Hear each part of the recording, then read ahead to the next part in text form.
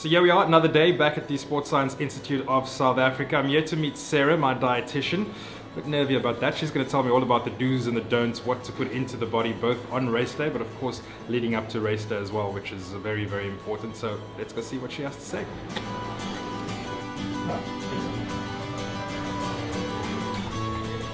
So Sarah, I'm new to running. Nutrition, obviously a broad topic. What do I need to know? Often for runners when they're starting, we usually try to focus on things like the timing of your nutrition around running, the volume that you look at, and then sometimes the choices that you make. And as far as timing goes, are you talking specifically on when to eat? So for a lot of people when they start running, they're not sure if they should eat before or after or during. So it's trying to refine that type of decision making to say that sometimes people respond differently, but usually you want to try and make sure that you've got enough fuel for whatever length of running that you're doing. And as far as the volume goes, I mean, how much should I eat? After I've done a 10K, I generally want to shove as much as I can down my throat. How much is enough? I think sometimes our appetites are a bit disproportionate to the volume that we're actually doing, but if you're usually doing 3 to 4 runs a week, you would want a slight increase after your run, and nothing like a double breakfast, but a little bit extra at each point just to make sure that you're recovering properly. And on race day, should I be eating as I go along? Well, it's usually nicer to eat as you go along. Sometimes you get hungry when you're out there. But for a lot of people, once you've gone past about 60 to 90 minutes, you do need to take in from outside. But for most 21K runners, that usually means that it's 1 or 2 snacks towards the end. But it's, again, not necessarily having 3 gels in the space of 10Ks. And is that intake, is it fluid versus something more substantial, or food? What should the intake be? Depends a lot on the person. So these days we have a lot of options. You can, there's a full range of fluid options as well as different types of food. So anything from your date balls to your trail mix to your bars to then more your soft gel sweets and gels and stuff. But it depends a lot on what the person might respond to and how much you actually need. And so for each person it is a little different.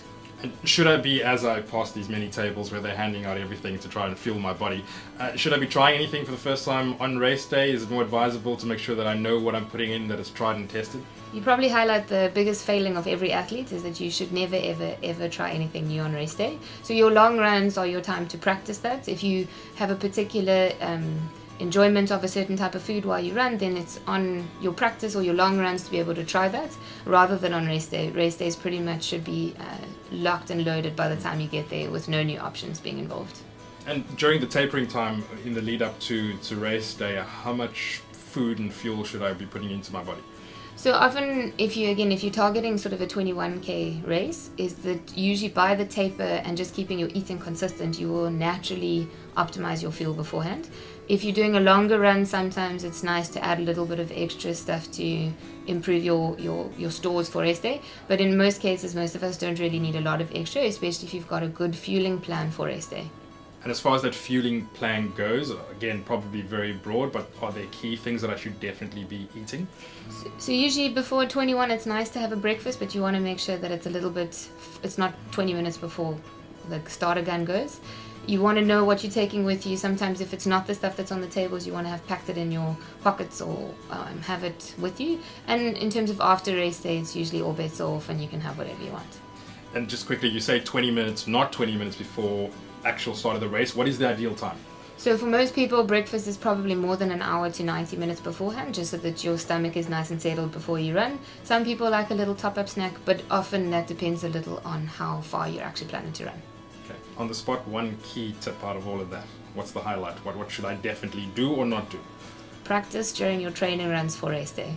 Great. So beer after the race, not before that. Something like that, yeah. Okay. I'll try my best. Thanks so much. It's been really helpful, and I'm pretty sure it's going to help a lot of people running on the day as well.